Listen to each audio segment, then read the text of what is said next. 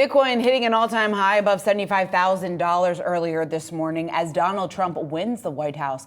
The cryptocurrency now hovering just below 74,000. Joining us now, we want to bring in Brady Dale, Axios crypto reporter. Brady, it's great to have you back here on set. We spoke not too long ago talking about the implications of the election, what ultimately it means for the crypto market, a crypto sector moving forward. I'm curious, as we heard time and time again from President-elect Trump, that he wants to make the U.S. the crypto capital of the world. What does that look like? Well, I think the first thing is probably he's going to get a new SEC chair, someone else who is not going to be quite so hostile to the industry, isn't going to sue all of the best companies in the space. And I think on that question is just what happens to all these lawsuits and threats of lawsuits. Do a lot of settlements happen? Do they just get thrown out?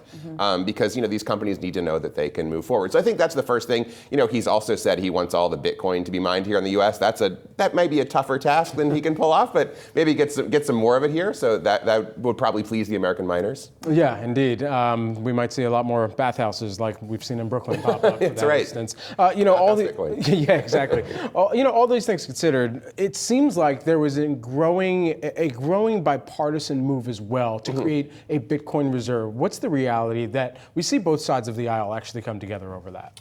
Yeah, the Bitcoin reserve. I don't know. That's a really interesting question. I mean, as Trump pointed out, they could start it really easy by just not selling all the Bitcoin that they have. Will they start to buy more is, I think, a much larger question. That's super risky. But yeah, folks on both sides of the aisle are at least tentatively interested in doing it. So I guess we'll just have to see. But it looks likely that the U.S. isn't going to sell the Bitcoin that it seized for some time. Brady, it's so interesting and a great point that Brad brought up just about the fact that we saw bipartisan support, it seems like, from Harris and also obviously from Trump when it comes to the future of crypto within the country. I'm curious then, why are we seeing such a surge this morning under a Trump victory? Talk to us a little bit more about that correlation. Well, Trump was the only one that was really clear about it. I mean, Harris only spoke to cryptocurrency one time at one speech, and it was really vague. Whereas, I watched Trump in Nashville say, Bitcoin's going to go to the moon if you elect me. That's a much clearer statement, And so I think that's really it. He said things that he will and won't do, whereas we never got that from Harris. So markets like certainty, and they like that they've given him answers ahead of time. Do you think the crypto market's confident, though, that he's going to follow through on those promises? Because that's a whole nother question, right? Just how realistic some of those promises are. I think they're confident. That doesn't mean they're right, but I think they're confident. Yeah, anybody that says that they're going to send something to the moon, I mean, many people would largely question if they single-handedly could do it or enact policy. So it's going to come down to other elements of the businesses that you were mentioning as well that are looking to scale up and make sure that they can woo potential crypto investors and holders in the future. It's going to come down to potentially the utilization.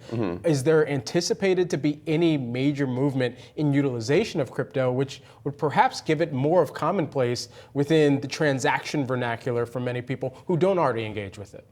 Well, I mean, around the world, it is being used more and more all the time. I mean, there's tens of trillions of dollars of volume in stablecoins, which are hands down, the most successful product that the crypto world has made. And if the United States, passes some laws making it clear how stablecoins can be used and how they can be deployed by U.S. banks, that only is going to send that market higher. So I think this idea that no one's using it is a little bit of a misunderstanding here in the U.S. We're not using it, right? But a lot of folks around the world are actually using this technology, and I think it's going to sneak up on us and it's going to be everywhere pretty soon. But a central bank coin versus using what is the largest market cap coin in Bitcoin, I mean, isn't that starkly different than in trying to boost the value of Bitcoin versus boosting the value or the usability or fungibility of some of the digital currencies that are U.S. or even any type of central bank backing as well? Oh, well, a central bank currency is a whole different question. I was just talking about stablecoins, okay. So like privately issued stablecoins.